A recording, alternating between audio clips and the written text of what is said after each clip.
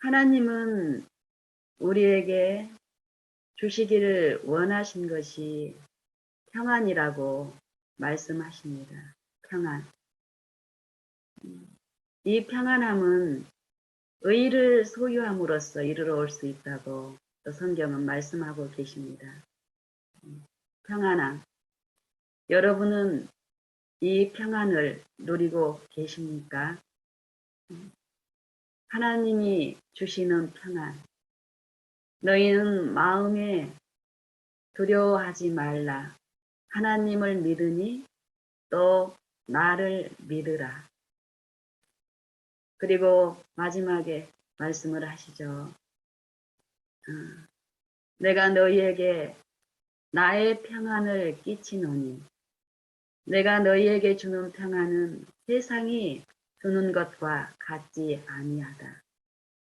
내가 세상의 임금을 이기었노라. 성경의 말씀은 우리를 평안하지 못하게 하는 이 원수, 이 세상을 속박하고 있는 죄와 사망의 장본인인 이 원수를 얘기하고 있고 이 원수로 인해서 우리가 힘을 누리지 못하는 이 자녀들의 마음에 참 평안을 끼쳤고 또 지금 그 평안을 구하는 자들에게 값없이 주시기를 원하신다라고 우리를 초청하고 있습니다. 이 평안함을 저는 요 평안함 우리가 이 하나님이 주시는 이 죄의 속박에서 해방돼서 하나님 안에 누리는 이 참 자유 가운데 누리는 요 평안함이 있는데 이 평안함을 지속적으로 주시겠다라는 거거든요. 지속적으로. 그래서 지속적으로 바라보라고 말씀하십니다. 바라볼 때 이 평안은 우리를 주장하시고 그리스도의 평강이 너희 마음을 주장하게 하라. 그리스도의 평강은 말씀을 통해서 말씀이 우리 마음 가운데 충만할 때 그 평안함이 그 말씀의 능력에 의해서 이루어진다라고 또 말씀하십니다. 이 평안함. 지금 세계 도처에 많은 이 평안을 깨고 불안 가운데 두려움 가운데 공포 가운데 놓이게 하는 그 원인으로서 전쟁과 이 질병을 많이 거론하고 있고 사람들의 대화 가운데 중심적인 주제가 되고 화두가 되고 있습니다. 저는 생각해 보았습니다. 정말 우리 마음의 평안을 끼치지 못하고 있는 것들이 이 세상에서 말하고 있는 그런 문제일까? 전쟁 때문에 우리가 평안을 누리지 못하고 이 질병이나 이 역병 때문에 우리가 평안을 누리지 못하고 있는가? 저는 제가 듣기로는 제가 섬기는 창조주 예수님의 능력과 그 우리를 사랑하시는 구속주의 그 십자가를 바라볼 때에 그것이 아니라는 답을 얻습니다. 전쟁이 우리 마음을 어렵게 한다면 또 질병이 우리 마음을 어렵게 한다면 그 자체가 우리를 어렵게 하는 것이라면 하나님은 그것을 우리에게 주시지 않을 것입니다. 근데 성경에서는 질병이나 전쟁이나 이런 물리적으로 우리가 당하는 그런 고통과 어려움들이 근본적인 평안, 우리 마음속에 평안을 끼치지 못하고 있는 이 죄의 문제를 깨닫게 하시고 우리가 하나님께 순종하지 않는 그 길로 가서 이르러 오는 그 고통과 힘없는 그런 속박으로부터 우리를 돌이켜 회복시켜서 하나님께 주시는 그 평안 안에 우리를 쉬게 하시기 위한 수단으로서, 도구로서 허락하신다라고 말씀하고 계십니다. 그러면 지금 우리가 당하는 이 세상에서 우리가 물리적으로 겪고 있는 뭐 큰 질병이나 역병이나 전쟁이나 그리고 우리가 개인적으로 일상에서 겪고 있는 많은 어려움들은, 고난들은 그 자체 때문에 우리가 지금 어려운 게 아니라 하나님과 우리와의 근본적인 관계에서 관계에 잘못되어 있는 어떤 부분, 이 죄의 부분에서 분명히 들어야 될 부분이 있고 그걸 듣게 하시기 위해서 허락하셨는데 그 질병과 재난과 고통들은 하나님이 주신 것이 아니라 사단, 원수, 마귀가 주는 것이라고 성경은 분명히 말씀하고 계십니다. 욥기를 통해서 보면은 우리가 알 수 있지요. 욥기. 욥을 실현하고 고통 가운데 끌고 갔던 장본인은 누구였습니까? 사단이었잖아요. 사단. 이 육체가 돼버린 우리는 하나님의 말씀을 불순종함으로써 하나님의 율법을 범한 결과로 고통이 우리에게 있는 것은 분명하지만 이 고통을 이 하나님이 우리 죄에 대한 징벌로서 형벌로서 우리에게 주신 게 아니라고 분명히 말씀하고 계시는데 예수님 당시에 이스라엘 사람들도 마찬가지고 지금 우리들도 또 욥의 역사에서 보면 욥의 세 친구들도 우리가 당하는 고난이나 고통이나 질병이나 죽음이 이 죄 때문에 당하는 하나님께로부터 오는 당하는 형벌이라고 생각하고 있습니다. 그래서 우리 마음속에 하나님을 잘못 알고 있기 때문에 우리가 쉼을 누리고 있질 못합니다.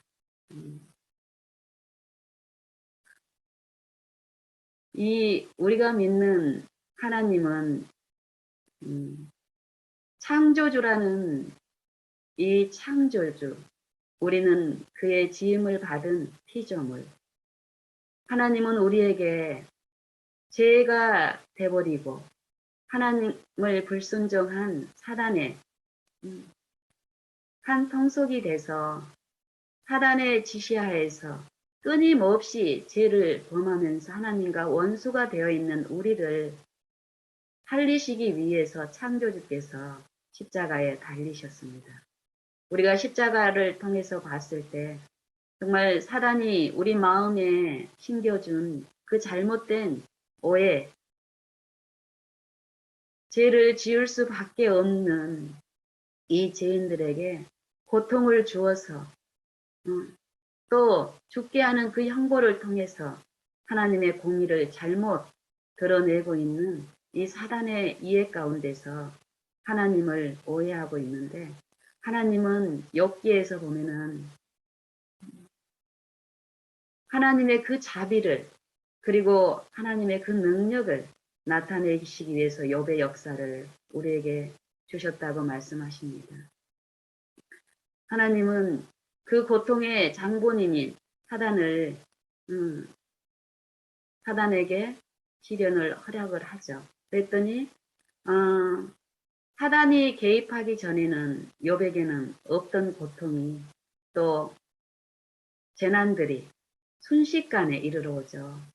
그 고통 가운데서 욥은 믿음의 시련으로서 끊임없이 하나님을 바라보고 또 인내로서 그 시련을 겪는 동안에 욥의 세 친구들을 통해서도 사단은 욥을 시련했습니다. 이 믿음에서 실패하기 위해서 하나님의 자비와 하나님의 인자하심을 이 신뢰하는 여 믿음에서 실패케 하기 위해서 세 친구를 이용을 하지요. 이 재난이 욥의 재난이 욥이 당하는 지금 이 시련들이 죄 때문에 당하는 하나님의 형벌이라고 믿고 있는 그런 신앙을 하고 있는 새 친구를 통해서 욥을 더 어렵게 했습니다. 그럴 때 욥은 참으로 실제로 물리적으로 겪는 이 주변의 그 가족과 자녀들의 재난이나 또 자기 몸에 욕창이 나고 그 가려움 가운데 있는 그것보다도 새 친구를 통해서 실현하는 이 영적인 이 마음의 그 투쟁 가운데 욥은 더욱 어려웠습니다. 그런 가운데서라도 욥은 끝까지 하나님의 자비와 인자를 불신하는 사단의 그 충동에 유인되지 않고 믿음을 지켰다라고 사도는 분명히 사도를 통해서 말씀하고 계십니다. 욥의 인내를 배우라고 우리에게 또 권고하십니다. 이 인내라는 것은 믿음의 시련을 통해서 우리에게 갖춰주시는 하나님의 품성이 인내라고 말씀하시고 마지막 대환란 이 하나님의 인과 하나님의 품성과 짐승의 품성, 사단의 품성을 가리는 이 기별에서도 그 한 백성, 하나님을 섬기는 한 백성, 이 사단의 그 환난 가운데서 오직 하나님이 우리를 사랑하시는 그 사랑을 불신하지 않고 신뢰하는 한 백성을 나타내실 때 성도들의 인내가 여기 있나니 저희는 하나님의 계명과 예수 믿음을 지키는 자니라 라는 말씀을 하십니다. 인내, 욥의 인내를 배우라.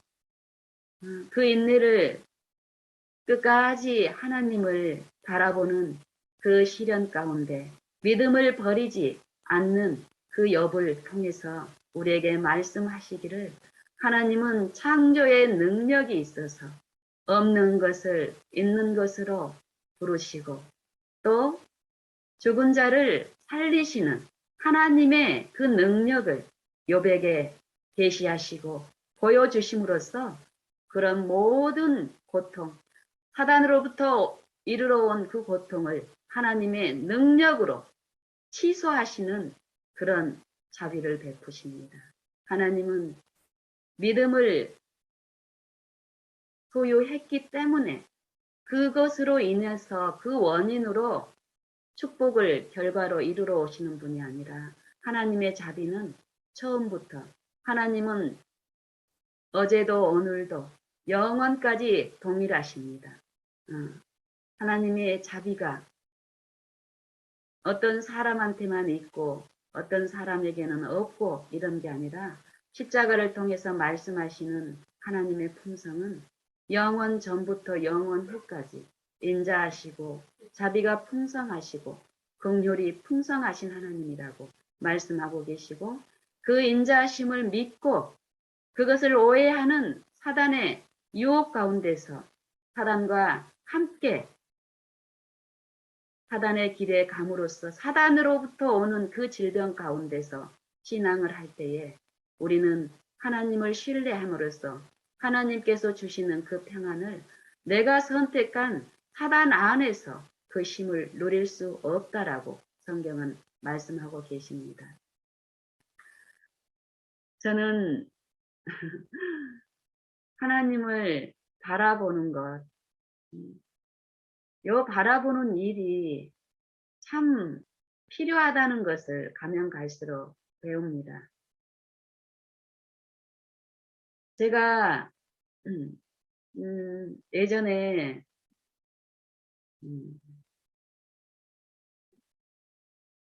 했던 일 가운데 과외를 했었는데요.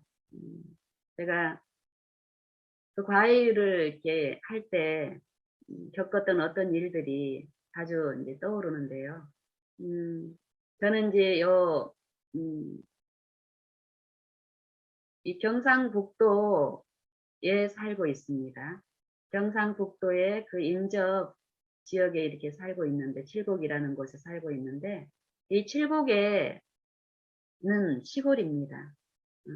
그리고 시골과 뭐 도시하고 상관없이 이 한국 사람들의 그 교육열, 특히 엄마의 그 교육열은 아주 높습니다. 시골이라고 해서 뭐 도시하고 차이가 있는 게 아닙니다. 여기서도 그 교육열이 높기 때문에 과외나 어떤 학원이나 특히 영어 수학에 대한 아주 어렸을 때부터 그런 것을 준비시키는 그런 풍토가 있는데, 저도 이제 그런 어떤 풍조에 과외라는 일을 통해서 이제 경제 활동을 하고 있을 텐데요. 음, 여기는 저희 이제 경상도권은 한국은 요 이제 고등학교를 이렇게 진학하는 요 입시 제도에서 다른 데는 다 평준화가 돼 있는데 우리 지역은 비평준화 지역. 우리 이 국내에서 한 두 곳 정도의 비평준화 지역이 있어요. 그 중에 하나가 이제 경상도인데요. 그래서 중학교 때에, 어, 학과 성적에 의해서, 그 내신이죠. 그 학과 성적에 의해서, 구미에 있는, 경상도 안에서 이 구미가 꽤 큰 도시 중에 하나인데, 구미권에 있는 그 학교에 이제 순위가 있잖아요. 레벨이 있는데, 그 학교를 선택적으로 들어갈 수가 있는 거예요. 그 내신 성적에 따라서. 예, 이런 입시 체제가 있기 때문에, 더 치열하게, 입시 경쟁이 있습니다. 그래서 이제 제가, 어, 이제 입시 상담을, 저하고 이제 어떤 과외를 시작하기 전에 애들 이제 상담을 이제 하는 경우가 있는데, 저한테 왔던 어떤 이제 학생 중에 이두 가지 경우를 제가 한번 나눠보고 싶습니다. 어, 어떤 한 아이가 음, 3학년 한 중반쯤에 저한테 왔습니다. 중반 때 이렇게 와서 음, 예, 이 아이의 성적이 그때까지 3학년 중반까지 굉장히 성적이 좋았어요. 음, 얼만큼 좋았냐면은 이 전교 토탈 해서 합산 성적이 전교 한 5위권 안에 계속 그렇게 유지를 해왔던 거예요, 이 아이는. 구미권에 괜찮은 학교에 들어가기 위해서. 그런 아이가 이제 저한테 왔는데, 이 수학 부분에 대해서 기초 개념과 또 원리에 대한, 제가 이제 일상적으로 이제 상담했던 어떤 그런 테스트를 해봤을 때, 다른 과목은 제가 모르겠어요. 이 수학을 이 3년 동안 이제 이렇게 배웠던 이 아이가 3학년이니까 1학년에 대한 수학적인 그 성적이 그렇게 훌륭했다라면은 1학년, 2학년, 3학년 그 수학에 대한 개념들이 이해가 있어야 되거든요. 어, 제가 왜 이런 테스트를 하냐면은 요 입시 경쟁에 이게 근본적인 실상을 알지 못하고 어떤 이 풍조에 밀려서 그냥 너나 나나 할 것 없이 그냥 다 열심히 하지만 그 결과가 참으로 허무한 일들이 많기 때문에 이 아이에게도 이제 그런 테스트를 했을 때 이 아이의 결과도 결국 마찬가지였습니다. 이 세상의 학문에서도 수학도 보면은요, 수학 중학교 1학년, 2학년, 3학년 요 과정이 결국 전혀 별도의 과정이 아닙니다. 다 연결이 돼 있어요. 1학년에서 충분한 그 개념과 원리를 배웠다면 2학년에 그 개념이 확장이 되고 더 깊어지는 거예요. 같은 기초 위에서. 그렇기 때문에 기초 중심에서 그 원리와 개념 중심에서 수업을 탄탄히 했던 아이라면은 중학교 2학년 그 수학도 참으로 재밌게 즐겁게 할 수 있습니다. 그리고 3학년도 결국 그 기본과 기초 위에 예, 세워진 거기 때문에 그렇게 쉽게 갈 수 있게끔 이 교육 과정들이 잡혀져 있거든요. 이렇게 중학교 수학을 제대로 이 기초 위에 제대로 세운 아이는 고등학교 1학년 들어가서도 참 재밌게 즐겁게 수학을 할 수 있게 구성이 돼 있습니다. 그리고 중학교 1학년, 2학년, 3학년, 고등학교 1학년 요 4년간의 수학의 기본과 개념을 탄탄히 세운 요 학과를 이제 이수한 학생들에게 이제 저희 대한민국은 대학교에 들어가기 위해서 수학 능력 시험을 이제 봐야 되는데요. 어, 대부분 어렸을 때부터 부모들의 그 교육열은 결국 궁극적으로 목표가 좋은 대학인 거예요. 특히 우리나라에서 제일 좋은 대학은 어딘지니까 서울대잖아요. 그 서울대를 보낼 그런 꿈을 품고 엄마들이 어렸을 때부터 조기 교육을 시작을 하는데 수학에, 영어에 온전히 투자를 많이 합니다. 시간과 경제적인 것을 투자를 해요. 그래서 이 수학의 커리큘럼을 보면은 고등학교 1학년, 중학교 3년 해서 4년 동안에 기초 학습 능력을 통해서 수능을 이제 준비하는 고등학교 2학년, 3학년 기간 동안 2년 동안 수능을 준비하는 학습을 이제 가르치는데 이 대부분의 이런 기본 개념 원리를 터득하지 못한 사람들이 중학교 3학년 동안에 이 성적이 굉장히 화려합니다. 이 아이는 초등학교 때 성적은 더 화려해요.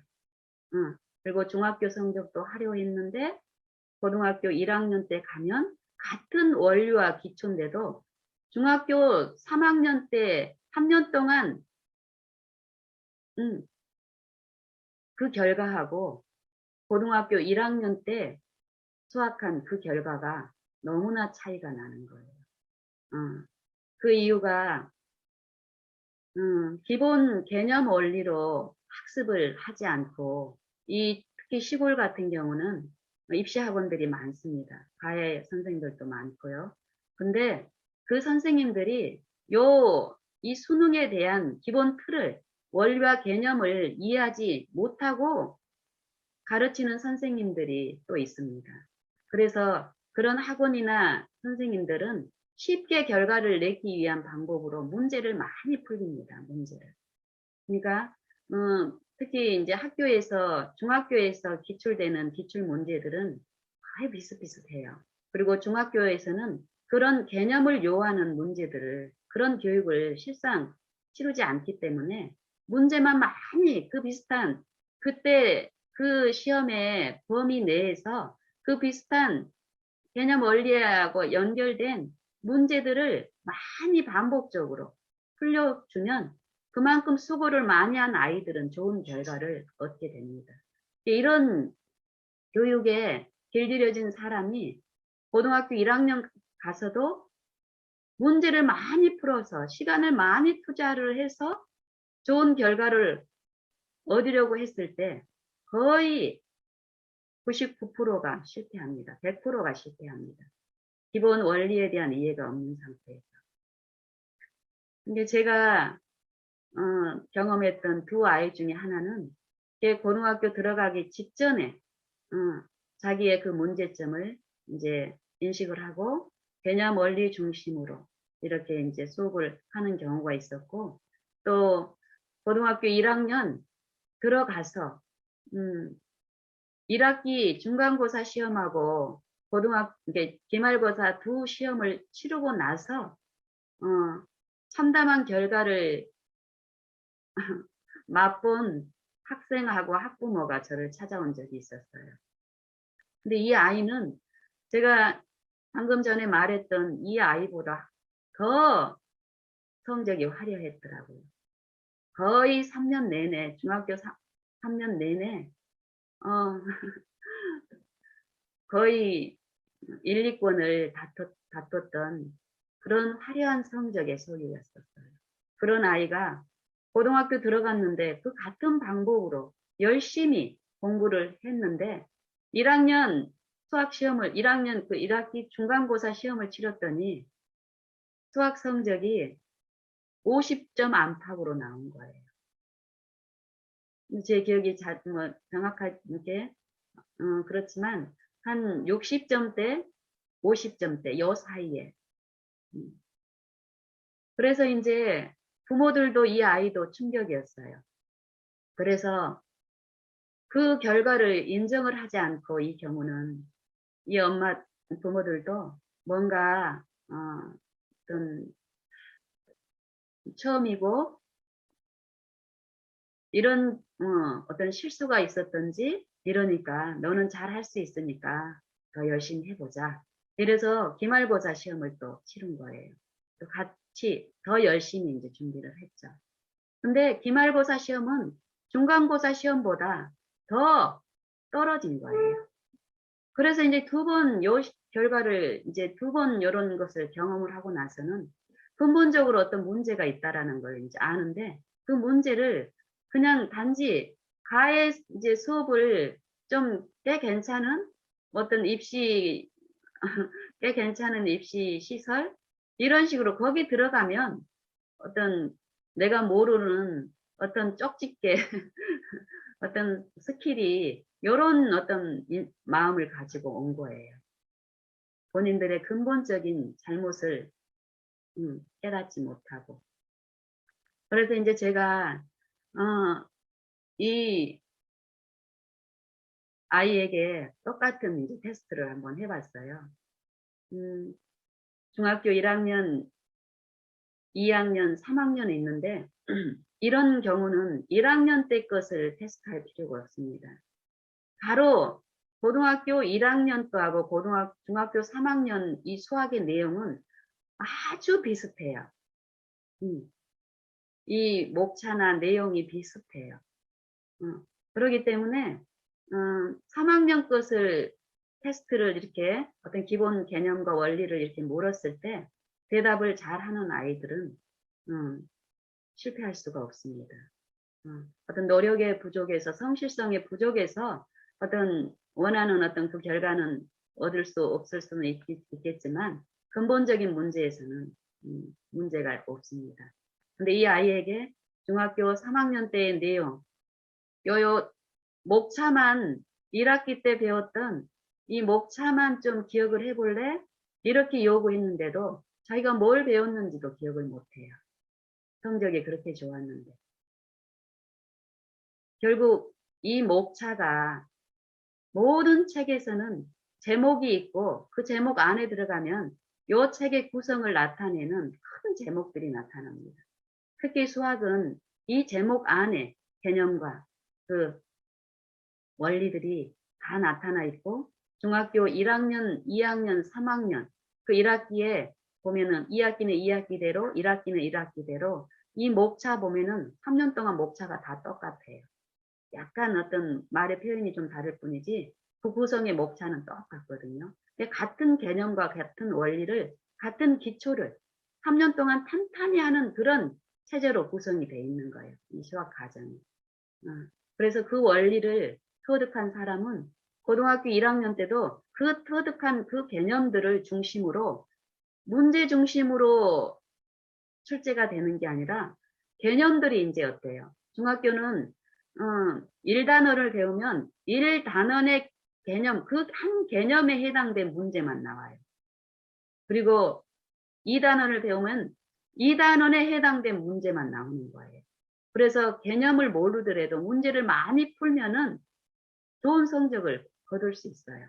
그리고 개념이 좀 섞였다 하더라도 그런 비슷한 문제를 많이 해서 그런 것들 감들을 잡고 있으면 좋은 성적은 낼 수 있습니다.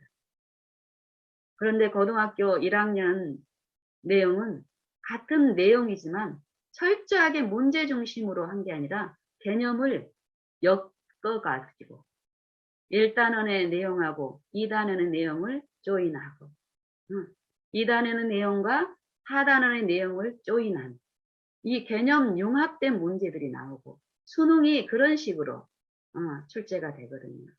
그래서 고등학교는 구체적으로 이제 수능을 준비하는 시기이기 때문에 그런 식으로 개념을 원리를 가르치는 그런 근본적인 학습이 시작이 되기 때문에 이 아이는 그런 부분에서 준비가 안 됐기 때문에 3년 동안 그 많은 화려한 그 성적들이 그 노력들이 실제로 중학교 1학년 그 과정을 즐겁지 못하게 이제 만든 결과가 이제 됐는데 그래서 이 아이도 그 목차를 기억을 못해요. 뭘 배웠는지.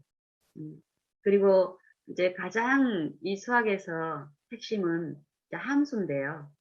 이 함수라는 부분을 어, 했더니 이 함수가 어려워요. 그런 아이야. 이 3년 동안 성적을 함수 시험 볼 때 거의 100점을 맞았던 애한테 함수에 대해서 이렇게 얘기를 하려고 하면 그냥 머리가 어려운 거야. 함수는 별로 안 듣고 싶어 해.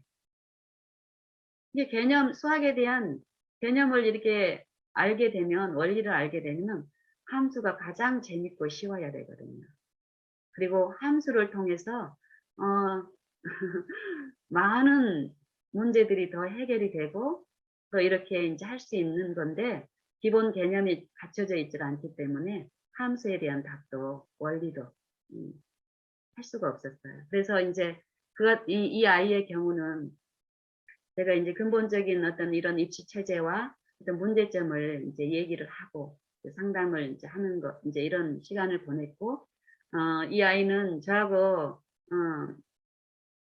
과외는 하질 않았어요. 성사는 안 됐지만, 어쨌든 이 아이의 그 이후에 어떤 결과들은 제가 이제 잘 모르지만, 이런 경우로 이렇게 갔을 때, 음, 초등학교 1학년 들어가기 전부터, 요즘은 모르겠어요. 그 당시에 우리 한국에서는 이 수학이 그만큼 영어보다 수학이 더 어렵다라는 이 인식 때문에 유치원에서도 수학에 관련된 학습을 해요.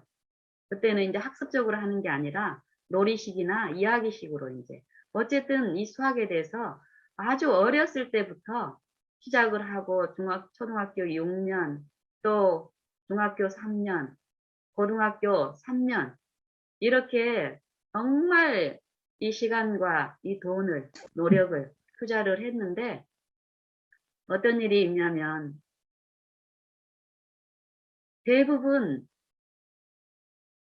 고등학교 1학년 들어가면 이제 3월 달에 이제 수학 능력 시험, 이 수능의 모의 시험을 3월 달에 봅니다.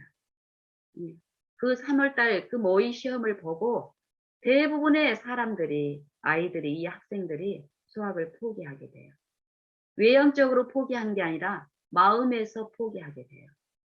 아, 이건 불가능하구나. 이 참담한 결과. 정말 열심히 해요. 과외도 하고. 열심히. 그리고 이 수학이 이 대학 들어가는 이 수능 점수에서도 아주 중요한 비중이 있기 때문에, 높은 비중이 있기 때문에 더 노력을 했지만 이 3학년 수능, 이 모의고사를 처음 치르고 나서는 대부분이 마음에서 놓게 됩니다. 근데 놓고 나서도 외형적으로는 포기 안 해요. 지속적으로 수능 볼 때까지 하지만 형식적으로 하게 됩니다. 저는 제가 이렇게 하나님을 바라보는 신앙을 하는 동안에 저의 과거에 이런 경험들을 끌어다가 제게 늘 말씀하여 주시더라고요. 우리 그리스도인들 정말 하나님 나라에 들어가기를 정말 열망하고 있는 우리들,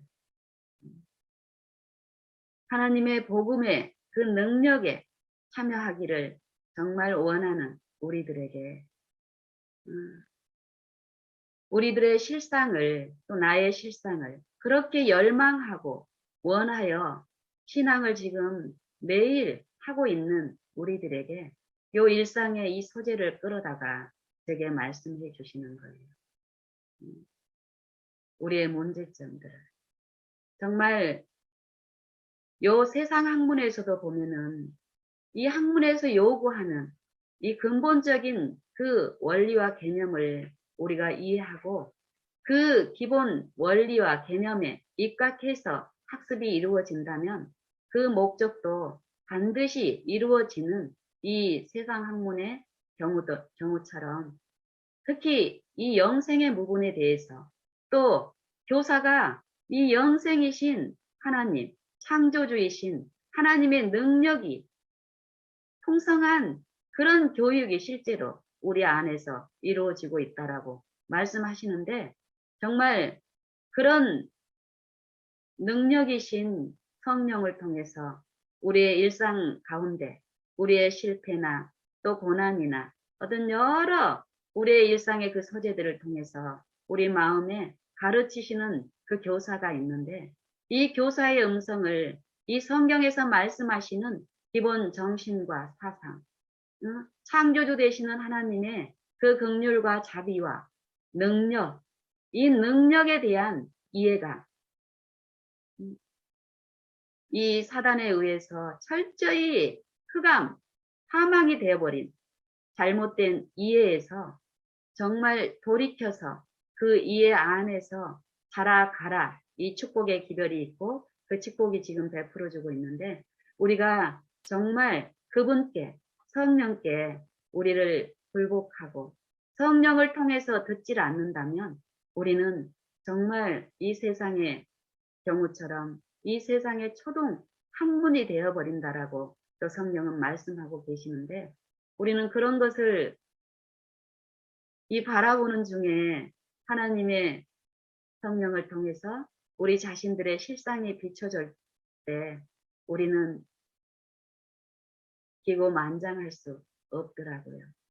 정말 욥이 정말 세 친구에 비하면 하나님을 이해하는 그 이해가 있었지만 분명히 이 고통의 시련이 자기에게 임해오는 이런 영적인 부분에 대한 이해가 없었기 때문에 참 어려웠습니다.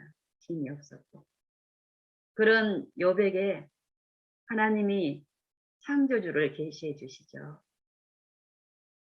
이 피조물에게 창조주 하나님의 임재가 보여졌을 때 우리는 그 창조주 앞에 놓일 때 우리의 무가치함과 정말 우리의 의롭게 되는 것이 우리의 어떤 의나 공로나 행위에 의해서 이루어진 게 아니라는 것을 철저히 보게 됩니다. 그런 사람은 욥처럼 티끌을 쓰고 내가 죄를 쓰고 죄 가운데서 나를 하나나이다 하고 정말 하나님이 원하시는 성령이 원하시는 성령의 열매인 회개를 하게 됩니다. 저는 하나님을 바라보는 중에 제가 하나님을 어떻게 어떤 방법으로 그게 이루어지는지는 모르지만 정말 바라보게 될 때 내 실상이 드러나고 보여지고 그러면 그 실상에서 실제적인 어떤 변화를 일으키게 하시는 그 능력에 의해서 변화가 있더라고요. 그래서 제가 하나님을 바라보는 중에 있었던 어떤 몇 가지 변화를 제가 나누고 싶습니다. 제가 지금 하나님의 이 사랑을 이렇게 매일 삶에서 이 바라보는 중에 어떤 일이 일어나는 원리를 배우면서 이렇게 살아온 지가 한 10년 정도 됐는데요. 처음 그런 걸 배워가는 입장이었어요. 지금보다 그런 부분에 대해서 더욱 어떤 그 경험적인 이해도 없었고, 어떤 지식도 없고, 이 창조주에 대한 그 사랑과 어떤 능력에 대한 그 지식도 참 부족한 그때였는데, 그때 받은 그 빛에 의해서 이 바라본 가운데 이제 치열하게 이렇게 하고 있을 때였어요. 그래서 많은 부분 저는 하나님의 사랑을 이해하고 내 과거에 잘못된 어떤 그 길에서 돌이키는 그 개혁도 있었고, 특별히 이제 이 옷도, 의복에 대해서도 그때 받은 그 빛 가운데서 나름대로 참 갇혀서 입고 있다라고 생각을 하고 이제 살고 있을 때였는데, 제가 그때 이렇게 교제를 나누던 이 지체들은 이 시골에서 농사를 짓는 어떤 그 지체들하고 이제 나누고 있는 그 시절이었는데, 거기에 어떤 지체가 있었냐면 어, 미국에 이민 가서 이게 생활을 하시다가 요 기별을 받으신 거예요. 이 재림 기별을 받고 그 미국의 어떤 이민 가정에서 이민 삶을 이렇게 취업 목적으로 갔다가 어, 여, 여, 이게 아내는 간호사고 남편은 프로그래머예요. 컴퓨터 프로그래머. 요렇게 해서 거기에서도 거의 이제 안정적으로 뭐 몇 년을 살면은 거기서 영구히 살 수 있는 어떤 그런 게 나온다는 그 찰나에 이 기별을 받은 거예요. 어. 그래서 이제 마지막 좀 잘못된 어떤 어쨌든 그 기별을 받고 그걸 포기하고 요 한국에 나와서 또 시골 생활이 좋다라는 그 기별을 받고 시골 생활을 하고 계시는 분이었어요. 그러다가 이제 그 시골 생활을 이 이제 몇 년 동안 지속이 되면서 어떤 많은 어려움 중에 있는 그 지체였는데, 그 지체들하고 이렇게 나누는 과정에서 저는 이 안식일 그 예배를 이제 안식일에 대한 그 은혜를 깨닫고 참으로 즐겁게 신앙을 하는 입장에서 그분들하고 나누는 과정에서 나는 그분들 형편도 보이고 이래서 내 나름대로는 옷을 갖추어서 이렇게 입고 가고 이랬는데, 어느 날 그 아내 자매님이 가면은 저한테 계속 그런 얘기를 이제 했어요. 아, 예쁘다. 뭐 잘 어울린다. 이런 저한테 표현을 이렇게 한 번씩 하셨거든요. 그리고 그날도 제가 아침에 좀 단정하고 이런 복장을 입고 갔는데, 음, 저한테 그때 이제 오이 농사를 짓고 있을 때였어, 이분들은. 밤낮이 이 오이 농사가 그렇더라고요. 이 밤낮이 바뀌고 또 이렇게 품종이 좋게 하기 위해서는 밤에 잠을 못 자고 이렇게 해야 되고, 이제 굉장히 어려운 입장에 있는 거예요, 이 지체들이. 근데 그 지체가 저한테, 아, 자매님, 이거 정말 잘 어울린다. 이러면서 그냥 지나는 말이 아니라 이게 부러워하는 어떤 그런 입장의 어떤 표현들을 이렇게 했을 때, 그 순간 나의 어떤 부분들이 이렇게 하나님의 은혜 가운데 비춰주는데, 그 전에는 그런 소리를 들었을 때 그냥 흘려보냈고 그 칭찬을 내가 받지는 않았지만 흘려보냈고, 이번에도 그런 어떤 일상적인 대화라고 생각을 하고 하나님을 이렇게 바라보는 어떤 그런 이끄심 가운데서, 그리고 그 형편이 이 자매님의 어떤 실상들이 그동안 계속 제게 비춰지는 그런 부분들이 있었기 때문에요. 기도하고 있는 그런 입장에서 자매님하고 이렇게 나누는 어떤 상황에서 내게 어떤 부분이 딱 드러났는데, 정말 부끄러운 어떤 그런 마음들이 내게 비춰지는 거예요.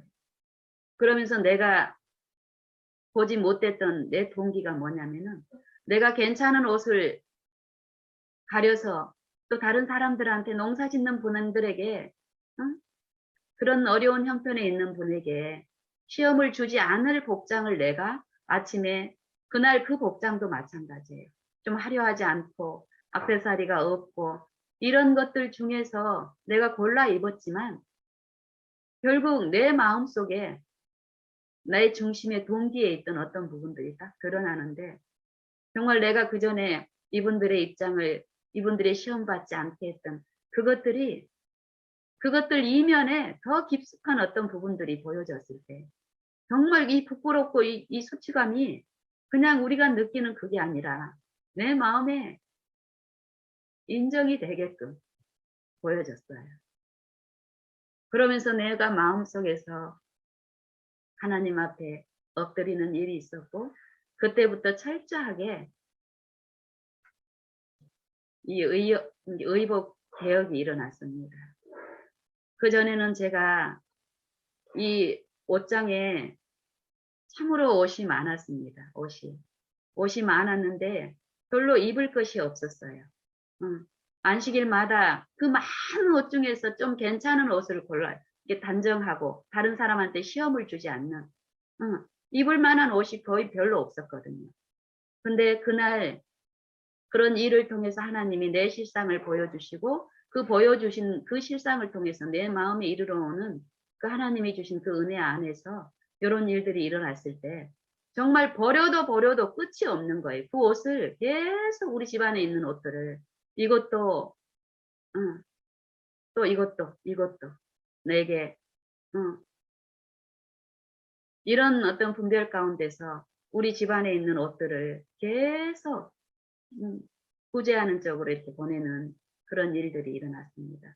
그리고 그런 일들을 통해서 내 마음에 계속 심겨준 성령의 감화는 내가 보기 좋은 어떤 것 중에서 저 상대에게 시험을 주지 않을 어떤 것을 선택한 게 아니라 내가 나를 유익하게 하는 그런 것이 아니라 어떻게든지 간에 그날 그 교훈을 통해서 그 자매님은 제게 그냥 이쁘다는 표현을 했지만은 이 자매님이 이런 일을 통해서 그 마음에 그 현실적으로 겪고 있는 평안이 없는 그 영혼 안에서 사단이 그 미국의 그 많은 그 가치를 하나님의 기별을 받고 그거를 버리고 그 더 좋은 곳을 쫓아온 그 지체에게 이 어려운 현실 가운데 어려움 가운데 사단은 그 과거의 그것들을 바라보게 하고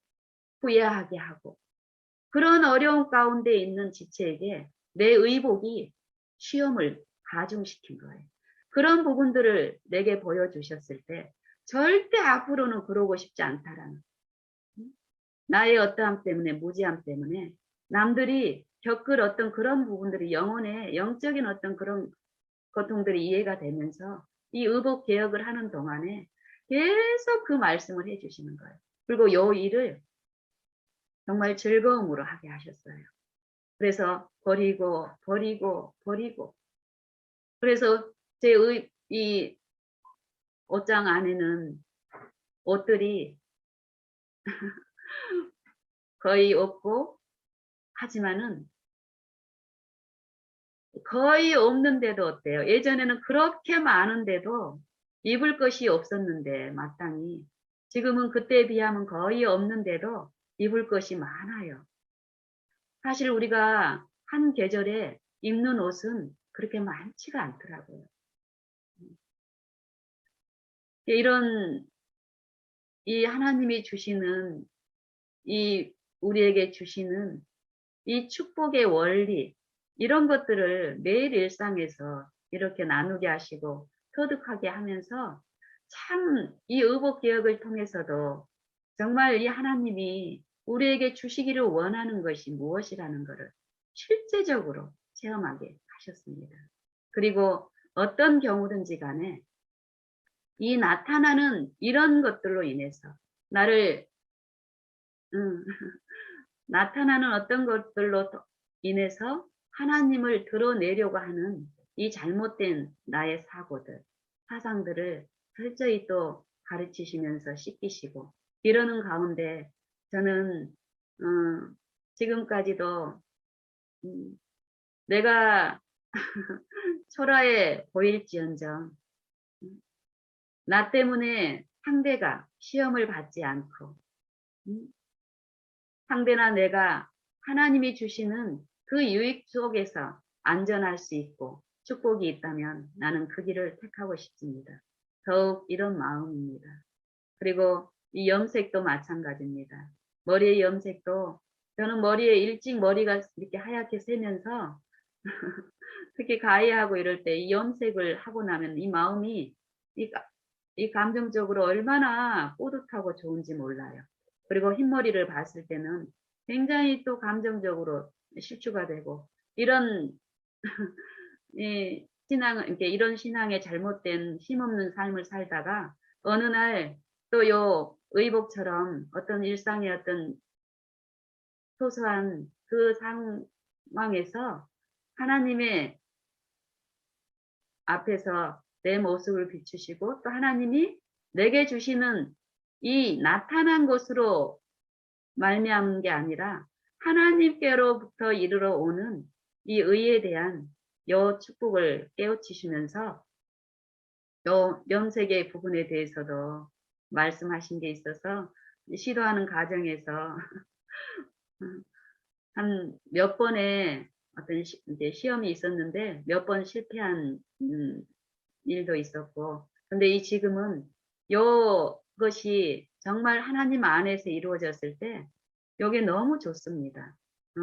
이게 처음에 이런 기별을 제가 하나님 안에 하나님만을 신뢰함으로써 이르러 오는 이 의에 대한 요 기본 이해를 제가 받고 아, 요 머리도 염색하는 것도 결국 이게 나를 마음을 기쁘게 하거나 다른 사람한테 나를 돋보이게 하는 게 아니라는 이해를 분명히 받았는데 그래도 그 당시에는 제가 건강이라든지 이런 게 많이 안 좋아서 얼굴도 굉장히 거무튀튀하고 많이 안 좋았습니다. 색도 안 좋고.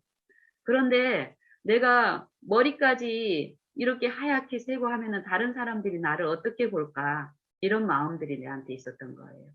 그래서 그 기별을 받았을 때도 처음에는 이 염색을 안 하고 염색을 하고 까만 머리로 다니다가 이 염색을 하고 희끗한 머리로 다니고 이러니까 내 마음에 조금 불편한 거예요. 이것 때문에 하나님이 지금 주시는 내 마음의 어떤 이런 평안함이라든지 이런 게 다른 분들한테 나타내는데 이 장애가 될 것 같은 그런 인상 가운데 사단이 주는 그런 그 유인 가운데서 이 안식일에 이제 갔는데 어떤 지체가 요 염색에 대한 어떤 주제로 이제 얘기가 그때 됐었어요. 외모에 대해서.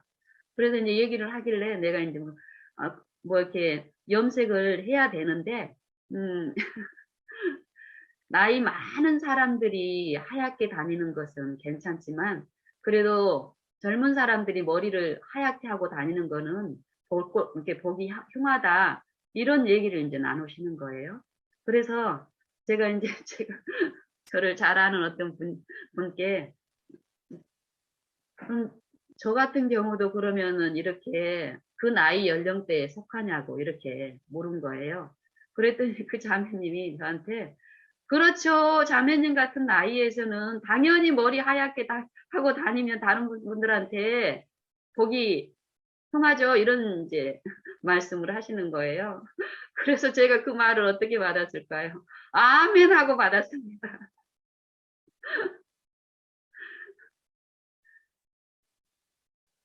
그리고 이제 그 다음부터 또 이제 몇 차례 이제 염색을 했습니다. 염색을 하는 동안에 또 하나님이 어떤 일 가운데서 하게 또 말씀하셨어요. 정말 하나님이 주시는 축복은 나타난 것으로 있지 않다. 네가 정말 하나님의 그 평안과 네 마음에 누리는 그것들을 전하고 싶으면 하나님의 것으로 해야 된다라는 그런 이해를 이제 또 주시는 거예요.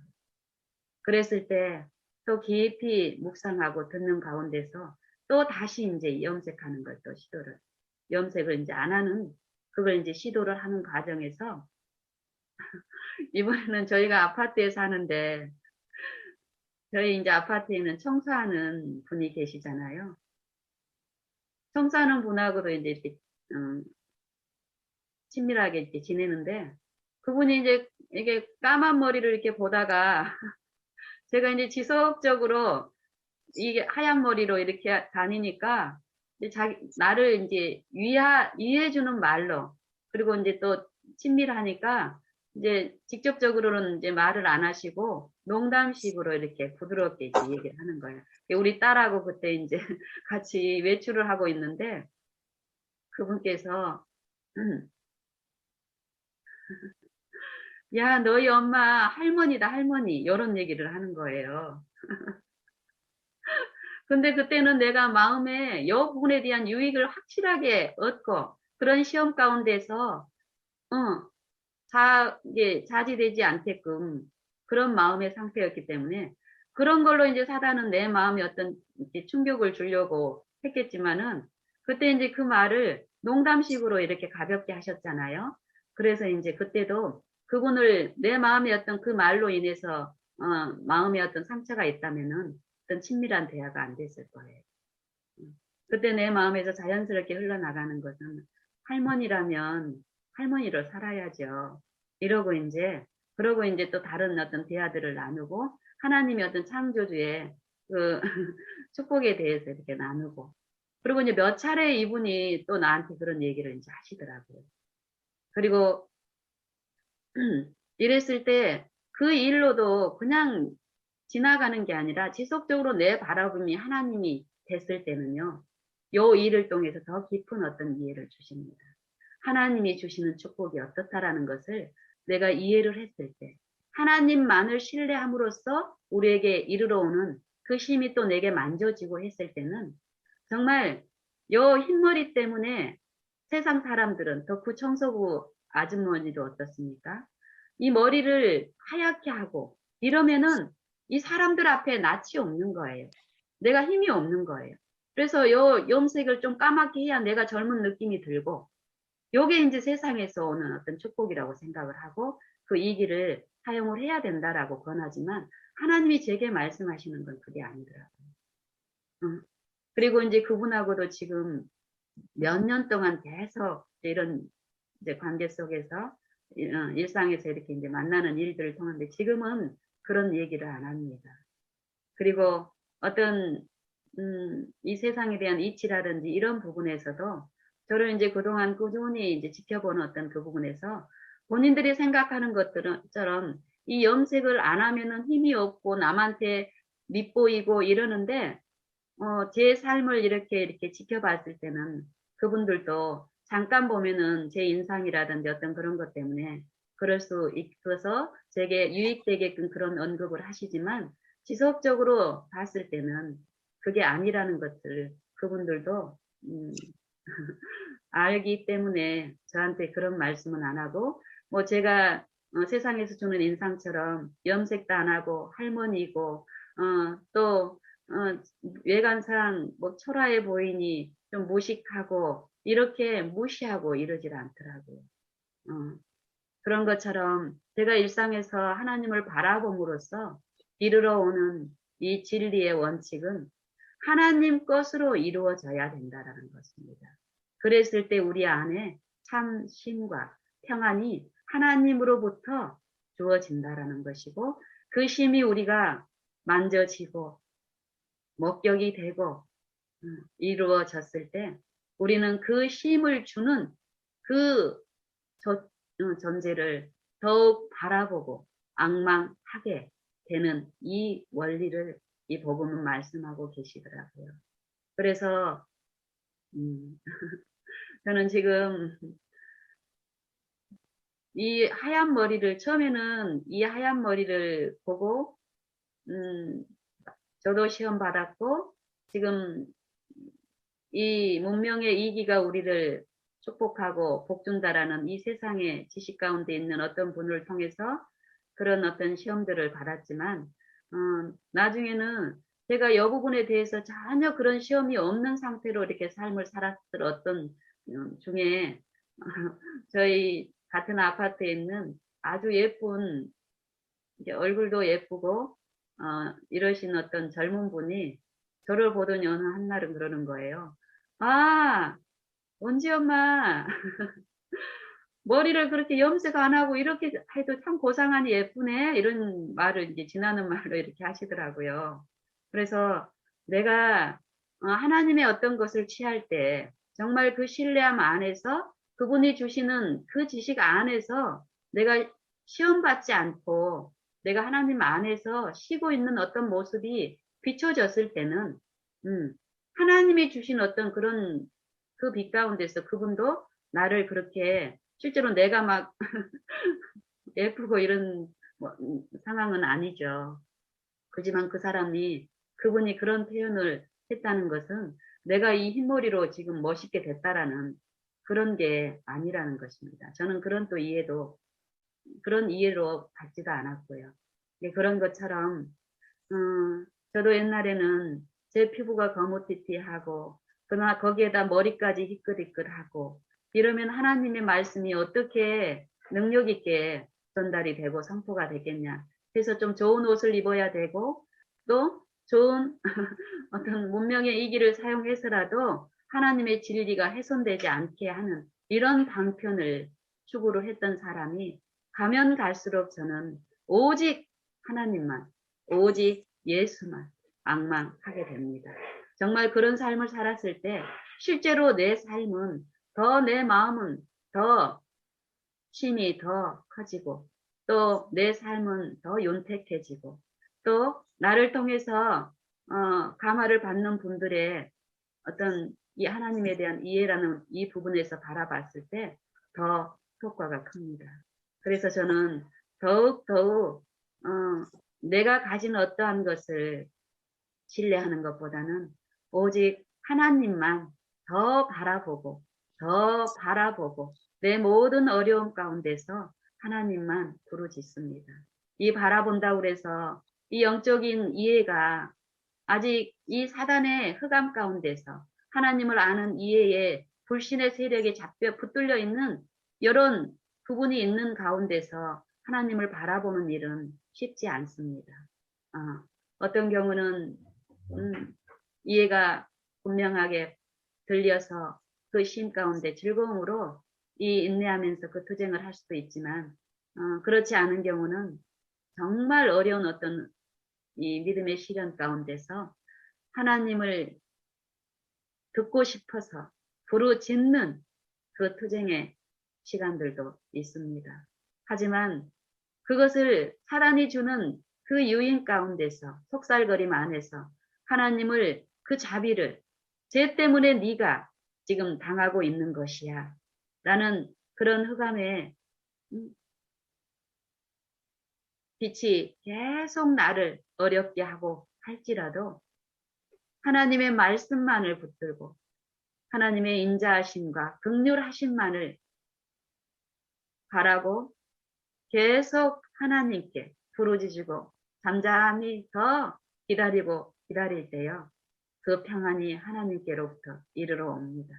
그리고 이 시련이 왜 이르러 왔는지를 욥에게 말씀하신 것처럼 내 생애에서 내 마음에 그동안에 하나님을 불신하고 있던 어떤 부분들을 분명히 성령을 통해서 알려주시고 인정이 됐을 때 그 죄를 사하시고 모든 불의에서 하나님을 불신하는 그 불의를 씻는 그 일 가운데서 분명하게 우리로 화평을 맛보게 하시는 그 축복도 이르러 오더라고요.